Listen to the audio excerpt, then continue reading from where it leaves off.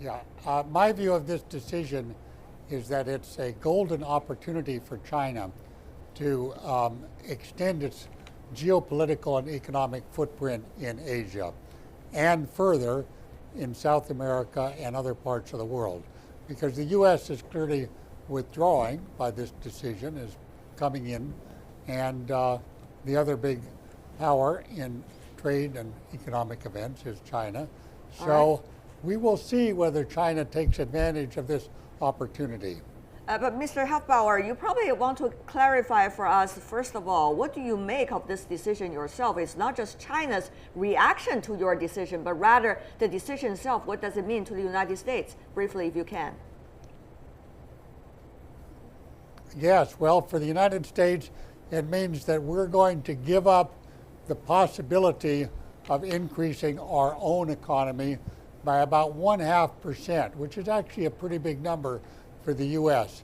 It also means that we're not going to have access that we had negotiated to markets in Japan, Malaysia, Vietnam, which we don't have trade agreements with. So we're going to give up those opportunities.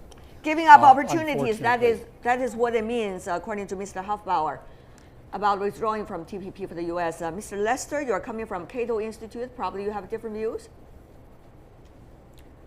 I don't have different views. I have additional things. I think there's a lot we don't know about Donald Trump's trade policy at this point.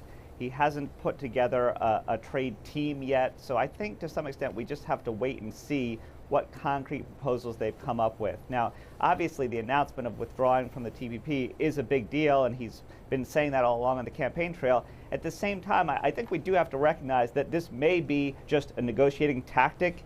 Donald Trump prides himself on being a good trade negotiator. Maybe he thinks this is the best way to get the best deal from our trading partners. So I think we do have to take some time and see what the Trump trade team that eventually is put in place actually has in mind for trade policy. Mr. Lester, help us to understand as well. Mr. Trump, during his campaign, he's talking about TPP, quote unquote, as a disaster. But of course, that's campaign rhetoric. Coming into the office, governance, that's a different thing. But at the same time, when he was briefing the reporters about his decision, so-called for our first 100 days, he's talking about having fairer and bilateral trade agreements rather than TPP. What is your understanding? Does that suggesting to us any direction, new direction of U.S. trade deals? Right. Yeah, exactly. So he's talked about trade in a positive way. We have had bilateral trade deals many times over the past 15 years. So it's possible that they have a concrete, constructive approach to trade policy through bilateral trade deals. I prefer the multilateral approach. I think that's more beneficial in terms of economics, but I do want to wait and see what the concrete proposal is for the bilateral trade deals. What's going to be in them, and with which other countries would we have these deals? Would it be Japan, the UK, New Zealand, China? There's just a lot we don't know, and it's hard to say anything too concrete about the benefits or costs of all of this. Professor, in Beijing. But let me say something about. Okay, go ahead. Very briefly, sir. I'd like to say something about the bilateral deals that Trump envisages. His view of trade or trade agreements is that if the U.S. Imports more from the partner country, that's not a good deal. If the U.S. exports more to the partner country, that's a good deal for the United States. So what he wants to do in trade agreements is to reduce the size of U.S. trade deficits with countries like Japan or Mexico, or if we had a trade agreement with China. Now, we've never in recent history negotiated trade agreements with this notion that the U.S. is going to export a lot more to that country and import not much more from that country. So he's starting from a very different point of view on how trade agreements ought to look, and a very difficult one to achieve an agreement on. Right. Professor Liu here in Beijing, what is your observation, Professor Liu, in Beijing about that? First of all, the decision, if likely to be taken, we don't know because Mr. Trump seems to change his mind most of the time. Secondly, what would be China's reaction? Some say China is golden opportunity. Do you agree really with those views?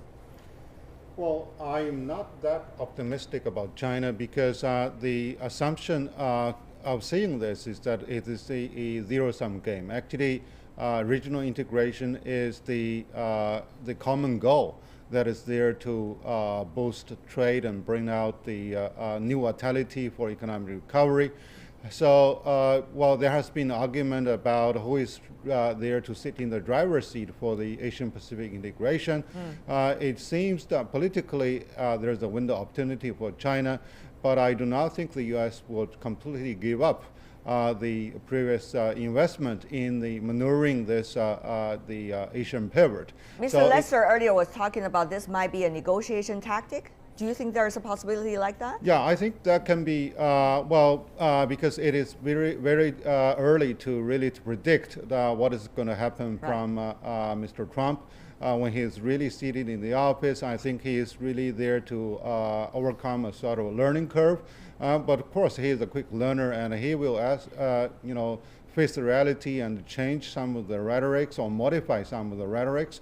So one form could be, yes, there is a general review because they already have a number of bilateral agreements with the individual members of the TPP, or the he is there to effect some cosmetic changes so that he can really demonstrate his ego and deliver what he promised during his election campaign. But would that be a possibility that he is likely to approach the trade issue with a totally different direction, which Mr. Hufbauer also mentioned earlier, which is trying to make sure there will be increasing number of exports rather than any import from certain country. Is that possible under this current global system?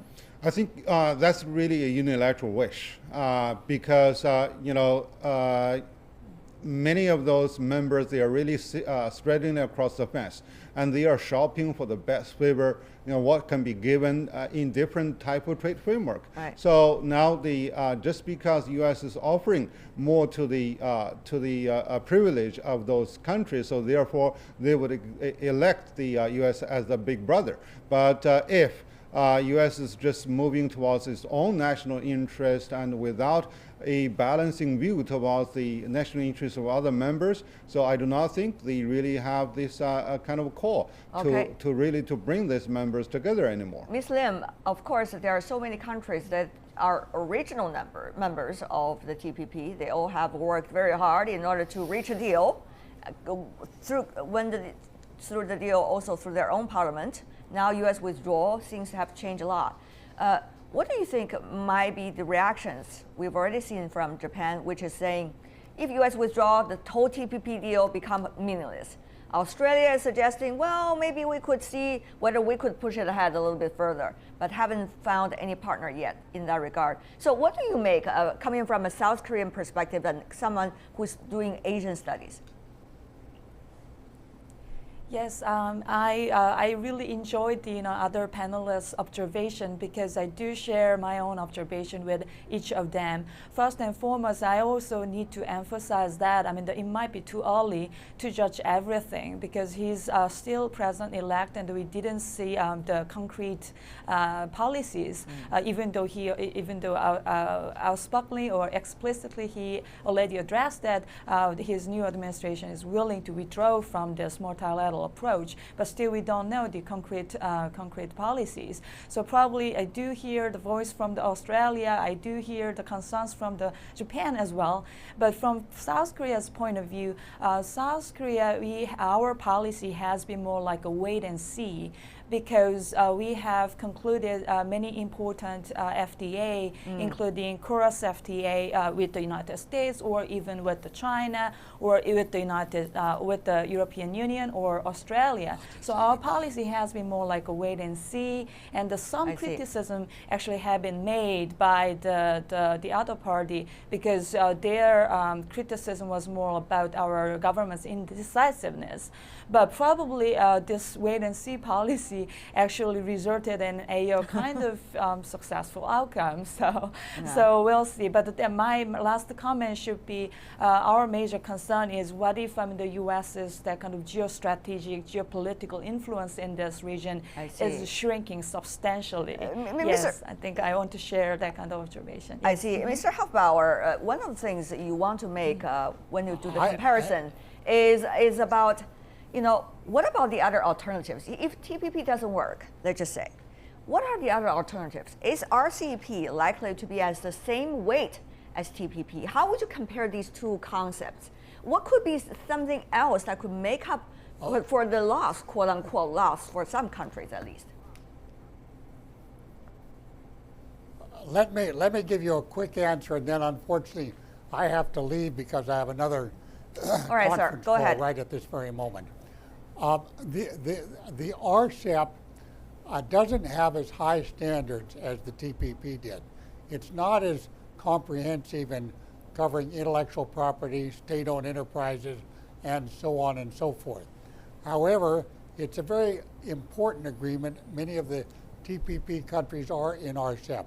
And the backbone of RCEP is the willingness of China to provide finance for all kinds of infrastructure in the other RCEP countries, the One Belt, One Road initiative and other Chinese initiatives.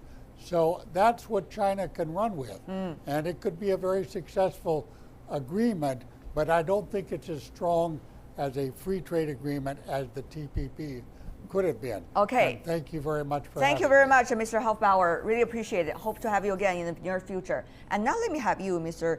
Liu, here in Beijing. Professor Liu, what do you make of the differences, RCEP, in terms of level and weight compared to TPP? Well, RCEP is a free trade agreement per se. It's only focused on lowering the threshold at the gate, where you do not really have to have a common standard as how to pay Which your is lower the backyard. tariffs That's you're right. talking It's about. it's not really- necessarily about the IPR, not necessarily about environmental protection, not necessarily about labor issues. That's right. Not to mention about labor standard and market Right. entry, etc. And having said that, actually, while RCEP is excluding America and TPP is including China, the top two big trading partner and the big economies, I think the best situation, ideally, would that we are able to combine the essence, if not the format, of TPP with the RCEP, so that both of those economies can be included, and both can really contribute to the further integration and collaboration instead of playing a zero-sum game. Mr. Lester, is that possible? It's possible, but it will be difficult, and I agree with that. There's talk of a free trade area of the Asia Pacific that would include all of these countries, and I think that's a wonderful idea in theory, and I would support anyone who wanted to pursue that. But when you bring in that many countries with so many diverse views, if you have the U.S., China, and India all in there, it becomes very difficult. You run the risk of spending 5 or 7 years talking about these things and never reaching an agreement. But nevertheless, if people decide that that's the best approach to all of this, if the Trump administration would get on board with this, which may be unlikely, I would definitely support that effort, but it will be a challenge. I want to follow up by asking you, Mr. Lester, because you are originally from the U.S. So TPP, at the very beginning at least, had been perceived as an economic aspect of the overall U.S. entry into the Asia Pacific, the so-called rebalance. And it excludes China with a purpose. And now, if President-elect Trump scrap off TPP, what kind of message do you think, in terms even of U.S.-China relations, that is likely to send? As complicated as U.S. trade policy is, and as hard as it is for us to figure out what a Trump administration might do, I think foreign policy is even more difficult. So President Obama made the pivot to Asia a centerpiece of his foreign policy, this rebalancing, going from the Middle East and shifting to Asia because this was going to be the Asian century. We don't know a lot about what the Trump administration, the Trump people think about this issue. They've talked a lot about the Middle East and interventions that we may do there. They haven't said much about what their approach to Asian policy would be. Now, my sense is they'll similarly to President Obama, they will want to constrain China in some general way, but they haven't put forward any any specific proposals for how they might do that. And some people would say, well, the TPP was part of that. Well, if the Trump administration pulls out of the TPP, what would they do instead? And I don't think we have any insights on that, but presumably there will be something. Maybe they will realize the TPP is the perfect vehicle to do that. It might take them a few months or a year to get to that point. I see. Ms. Lim, you are more a geopolitical scholar, particularly on the issue of Korean Peninsula. But at this point, we see politics and economics are certainly intermingled, particularly when you see a new administration coming into the office. So it's a mixed signal, it seems, the specific announcement by President-elect Trump made. From your perspective, how much is it related to geopolitics? How much is it related to the trade mechanism do you think he's likely to build? Or how much does it have to do with the so-called learning curve? Yes, yeah, this is a fantastic question, actually. So-called the hub and spoke system. U.S. has been the hub and the spokes countries, including like the Philippines, Korea, Taiwan, and Japan. It's not only about the military security alliance. It has been more like comprehensive, much more complicating system. Of course, I do hear the concerned voices from American side. This huge deficit, trade deficit, is not sustainable anymore. I do see that rationales, but at the same time, that purchasing power has been leading all the system until today.